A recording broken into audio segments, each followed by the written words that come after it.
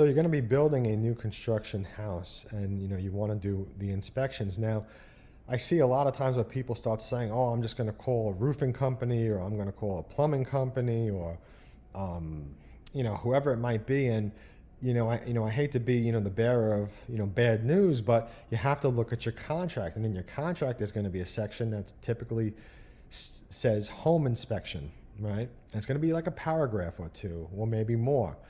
Okay, and of course, if you're confused about that, have a real estate attorney ready to, read you the ins and outs. But anyway, in that paragraph, it's going to explain, who you can have inspect the house. And typically, it's only going to be a licensed home inspector. I never saw any builders say, you could, call the local plumber or the local roofer in there. I've never seen that before. So what they typically want is they want a licensed Florida home inspector. Okay, if you're in another state, then I'm sure the inspector's going to have to be licensed in that state, I would think.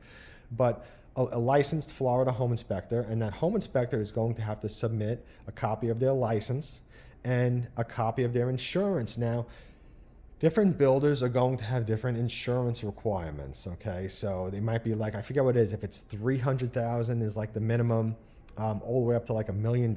Okay, so each builder is going to be a little bit different, and that's something that you need to know, because when you hire the inspector, you're going to need to know what the inspector carries. If what the inspector carries is going to match your builder, all right?